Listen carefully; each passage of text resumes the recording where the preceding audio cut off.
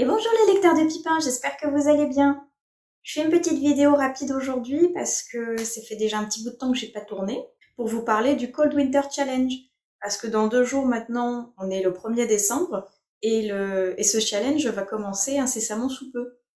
Donc je me suis dit pour une fois, essaye de ne pas être à la bourre et de faire une vidéo à temps, ce serait pas mal. Donc me voilà. Et je vais vous parler donc aujourd'hui de ma pile à lire sur le Cold Winter Challenge. Alors, je suis super contente et excitée parce que c'est la première année que je vais le faire. Déjà parce que c'est la première année que je suis au courant que ça existe.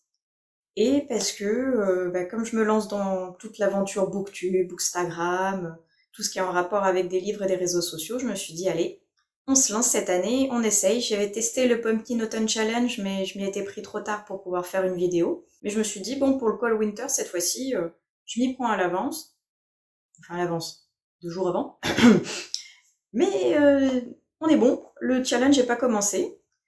Alors si je me trompe pas, ça va du 1er décembre au 28 février. Février, oui, tout à fait, parce qu'il n'y a pas de R dans février.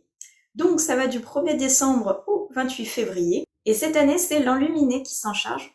Je vous mettrai tous les liens dans la barre d'infos pour pouvoir aller voir comment son challenge fonctionne si vous ne le connaissez pas.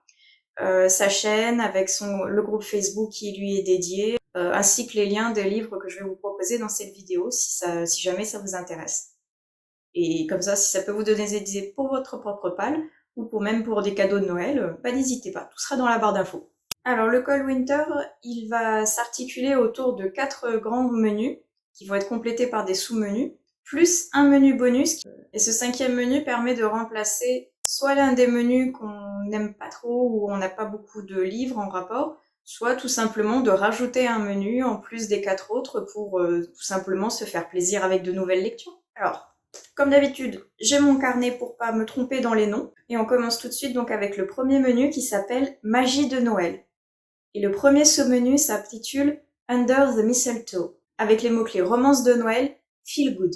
Alors comment vous dire que déjà, rien qu'avec cette catégorie-là, j'étais un petit peu coincée parce que je n'ai pas de romance de Noël. Zéro, je n'en ai jamais lu.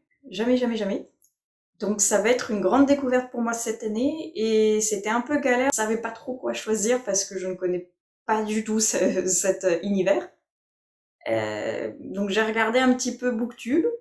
Je me suis dit je vais prendre une petite idée à droite à gauche. J'ai trouvé 2 romans que j'ai en version e-book qui pourraient rentrer dans cette catégorie. Alors le premier s'appelle Le Cupcake Café sous la neige de Jenny Colgan. Je connais pas du tout cette autrice, mais apparemment elle a l'habitude d'écrire des petites romances de Noël comme ça, assez sympathiques. On va voir ce que ça va donner, je découvre complètement.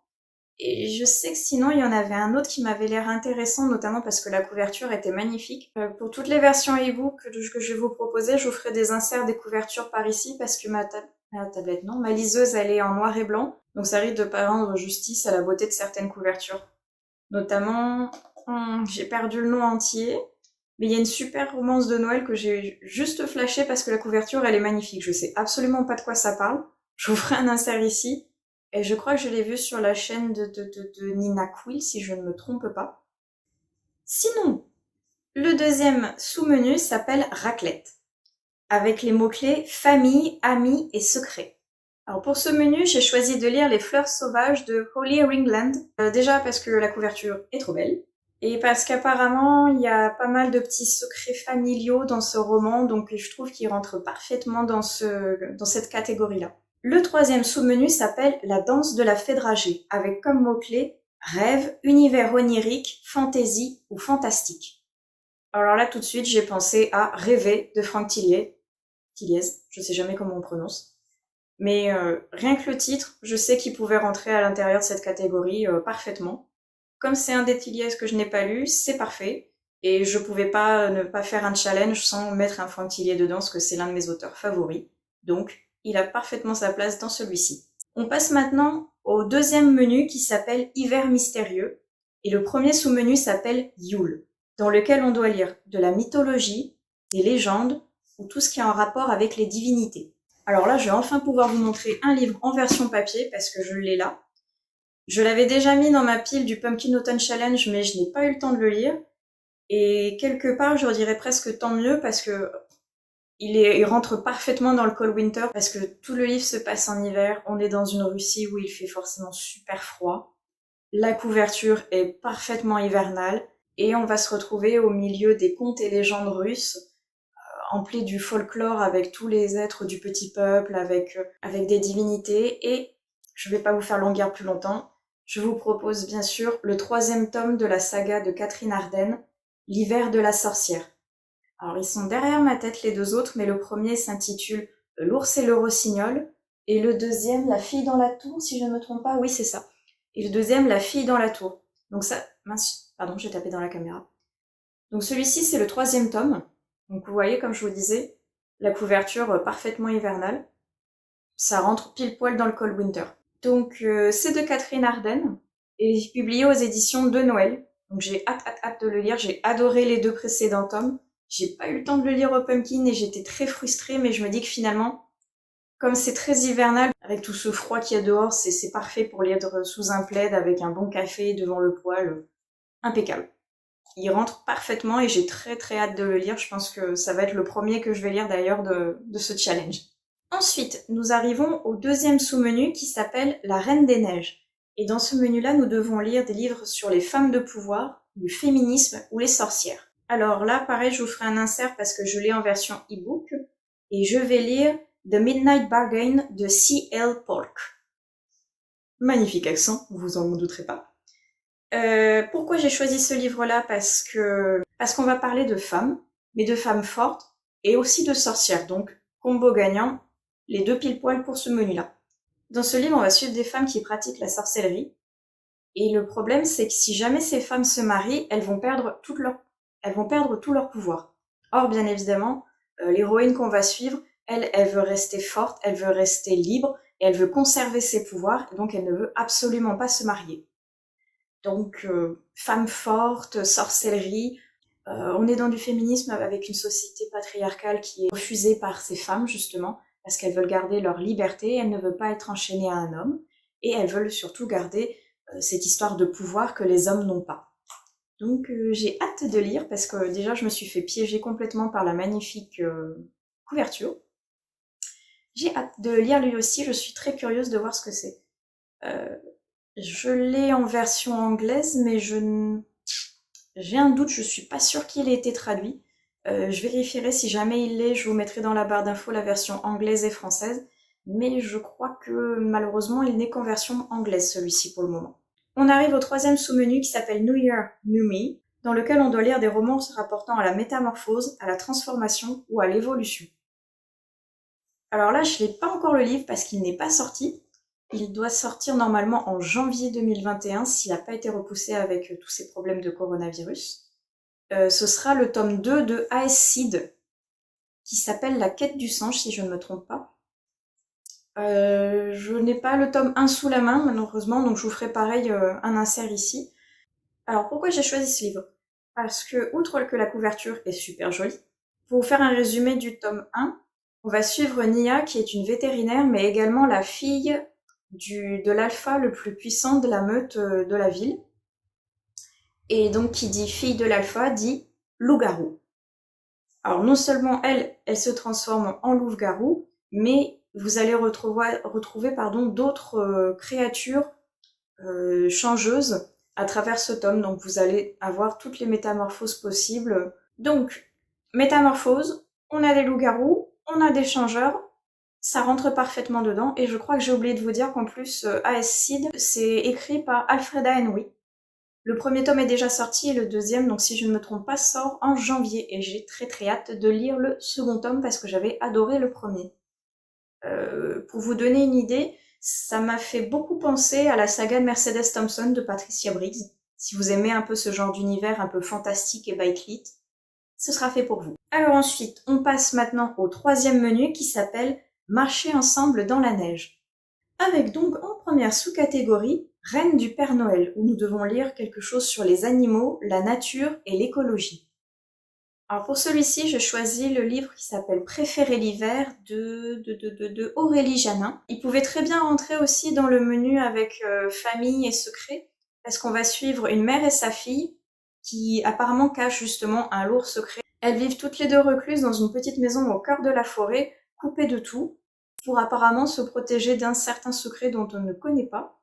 Et apparemment, ce livre est une véritable ode à la nature et au respect de l'environnement, donc je suis curieuse de lire. Ça a l'air très très sympa. Ensuite, nous passons au sous-menu Aurore boréale, où là, nous devons lire quelque chose sur un périple, une aventure ou des voyages. Alors là, j'ai choisi de lire Le Sorceleur, tome 3 de, pardonnez mon accent, je ne sais pas lire le polonais, Andrzej Sapkowski. On va dire que ça se prononce comme ça, excusez-moi monsieur. Mais donc oui, Le Sorceleur, tome 3, parce que j'ai lu déjà les deux premiers qui m'ont bien fait accrocher. Pourquoi? Parce que c'est quand même une grande quête, donc une grande aventure que fait le sorceleur Gérald de Rive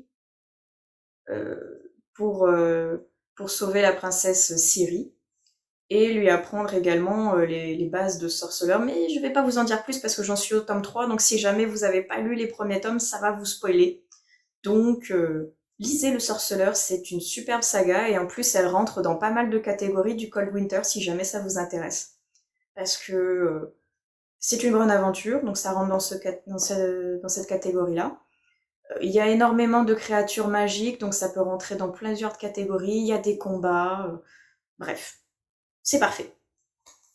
On continue avec le sous-menu, pardon, Carol of the Bells. Et là, nous devons lire un roman choral ou un roman en fait avec différents points de vue à l'intérieur du même livre. Pour celui-ci, j'ai choisi de lire The Dead House de Don Kuntagi, de Dawn, donc. Pourquoi? Parce que j'ai vu que c'est un roman où on va parler d'une fille qui a une personnalité le jour et une autre la nuit. Donc je me dis que ça peut peut-être rentrer là-dedans parce que sinon j'ai pas vraiment de roman choral, je ne connais pas spécialement ce style d'écriture. Donc si vous avez des idées, n'hésitez pas parce que comme ça je pourrais découvrir un nouveau genre. Et donc sinon j'ai mis celui-ci parce que je me suis dit que comme elle avait deux personnalités, il devait y avoir deux versions différentes de la même journée qu'elle a vécue par ces deux entités, on va dire. Donc je suis assez curieuse de le voir. En plus, apparemment, il a une assez bonne critique. Donc on va le faire rentrer dans cette catégorie-là. Et s'il n'y allait pas, tant pis, j'aurais quand même lu peut-être un bon livre. Et j'en chercherai un autre pour remplacer cette catégorie qui donc ne correspondait pas. On passe maintenant au quatrième menu qui s'appelle Hiver obscur.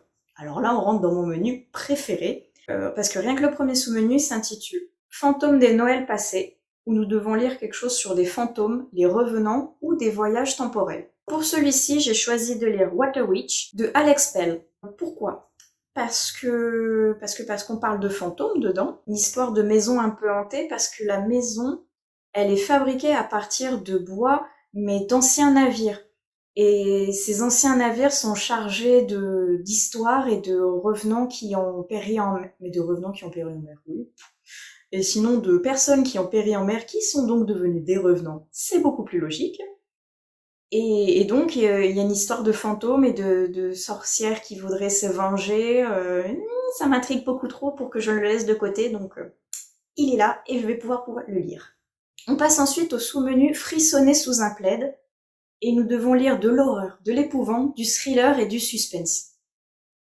Bijoux, ma catégorie préférée, donc, parce que j'adore les thrillers. Et il n'y a pas très très longtemps, il y a L'Illusion de Maxime Chatham qui est sorti et je ne l'ai pas encore lu. Donc il a toute sa place dans cette catégorie-là. Et en plus, parce que je vais vous mettre la couverture ici, vous allez voir, ça va parler d'une station de ski isolée en plein hiver, un petit peu à la Shining, avec quelque chose de très mystérieux là-dessous. Ça rentre parfaitement dans ce menu. On passe au dernier sous-menu de cette catégorie qui s'appelle La Nuit du Solstice. Et pour cette catégorie-là, nous devons lire un livre de moins de 300 pages. Alors j'ai réussi à dégoter celui-ci, qui s'appelle 7 petites croix dans un carnet de Georges Simenon. Et il rentre dedans parce qu'il fait 155 pages. Je ne sais absolument pas de quoi il parle, j'ai juste vu qu'il faisait moins de 300 pages et que la première ligne c'est la nuit de Noël. Parfait. J'en connais pas plus. Simenon, c'est un très bon écrivain avec beaucoup de policiers et de suspense. J'avais pas besoin d'en savoir plus. Ça se passe l'hiver, la nuit de Noël, ça fait moins de 300 pages. Ça rentre dans mon menu. On passe enfin maintenant au dernier menu qui est le menu bonus et qui s'appelle Au chaud devant la cheminée. Alors pour le premier sous-menu, nous avons Grands enfants, où nous devons lire un livre jeunesse. Je ne l'ai pas non plus. Décidément, je n'ai aucun livre sous la main à vous montrer, c'est ridicule ce truc. Je vais vous faire une fois de plus une incrustation, parce qu'il s'agit du tome 2 de La Passe Miroir de Christelle Dabos. J'ai le tome 1, et j'ai demandé le tome 2 à Noël, donc si le Père Noël est très gentil, je vais pouvoir lire le tome 2 et compléter mon challenge. Sinon, il va falloir que je trouve un autre livre. Mais je croise les doigts, on a été sages, on va la voir. Le deuxième sous-menu s'appelle Vitrine de Noël et nous devons lire des livres graphiques, des BD, des romans graphiques, des mangas, tout ce qui a rapport avec des images en fait. Une fois de plus, je n'ai pas la collection sous la main, je suis désolée, je suis une booktubeuse en carton. Une nouvelle incrustation pour vous parler de Fruits Basket. C'est un manga de Natsuki Takaya, qui a, je crois, maintenant une réédition avec une saison 2, ou je ne sais pas trop, j'ai pas trop suivi parce que je suis pas fan des dessins, moi je suis restée assez old school avec la première version. Alors pour le petit résumé, nous allons suivre Toru Honda, une lycéenne qui a perdu sa mère et qui vit dans une tente dans la forêt. Elle va se rendre compte qu'elle vit non loin du manoir de la famille Soma, qui a quelque chose d'un petit peu particulier parce que les membres de cette famille, quand ils touchent une personne du sexe opposé, ils se transforment en un animal du zodiaque chinois. J'en dis pas plus, c'est un manga ultra feel good, c'est très mignon, même s'il y a une partie qui est quand même assez sombre plus on avance dans les tomes quand même, avec cette malédiction qui les transforme en animaux du zodiaque. Euh, moi je trouve ça super agréable à lire, c'est bourré d'humour, le dessin est beau, il y a une histoire qui est touchante avec des messages assez forts derrière sur tout ce qui est tolérance.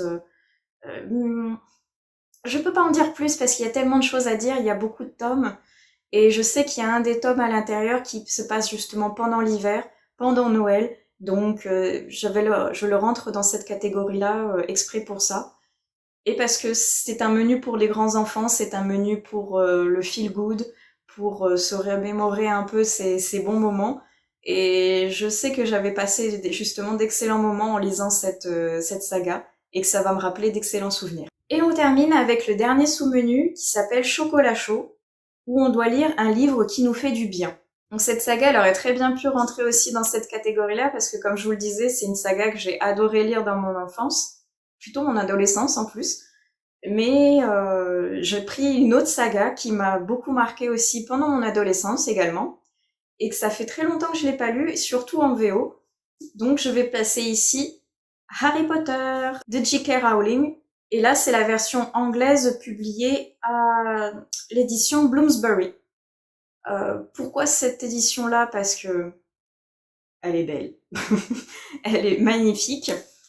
Je crois qu'ils l'ont fait également en français de cette manière-là, où en fait vous pouvez choisir quelle maison vous voulez. Me revoilà et je suis dégoûtée, enfin la moitié du montage est dégoûtée parce que je me suis rendu compte justement en montant la vidéo que toute la fin où je vous parle de ce livre de Harry Potter et tout a disparu, je ne sais pas ce qui s'est passé, ma carte a décidé de bugger et ça n'a rien enregistré du tout. Et bien sûr, je m'en suis rendu compte au montage. Donc c'est la moi du futur qui revient pour vous parler de Harry Potter tome 2. Et j'étais en train de vous dire que dans cette collection-là, enfin cette nouvelle réédition plutôt, vous avez la possibilité de choisir quelle maison vous voulez qui représente votre tome. C'est-à-dire que vous avez le choix entre les 4 maisons, Gryffondor, Serpentard, Serre d'Aigle et Poufsouffle, et vous pouvez choisir la couverture du tome en fonction de la maison que vous préférez.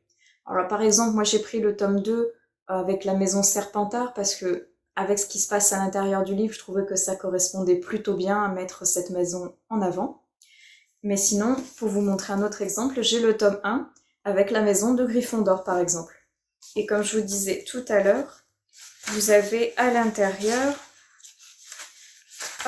des gravures qui représentent la maison que vous avez choisie, ainsi que diverses petites choses, des histoires en rapport avec la maison en particulier, avec les personnages célèbres qui ont étudié dans cette maison, avec des petits faits divers que peut-être on ne connaît pas au niveau de la série.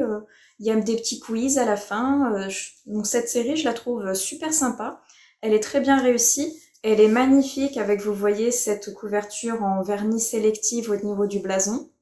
Blason qui est d'ailleurs est en relief. Et le reste de la couverture est en soft touch. Je sais pas trop comment on dit l'équivalent en français. Mais elle est simple, elle est belle. Au niveau des pages, vous voyez, en fonction des deux éditions, on retrouve les couleurs de la maison. Et pour, par exemple, moi j'ai pris donc le tome 1 Gryffondor, le tome 2 Serpentard. J'ai le tome 3 qui est en cours d'acheminement qui sera aux couleurs de Serre d'Aigle. Et le tome 4 que je commanderai plus tard sera donc aux couleurs de Poufsouffle pour avoir les 4 maisons représentées au moins une fois dans ma série. Pourquoi Harry Potter sinon? Parce qu'on en était là à la base. Parce que j'aime cette série déjà. C'est une série qui est vraiment feel good pour moi parce que ça me rappelle les premières fois où j'ai lu la saga quand j'étais plus jeune.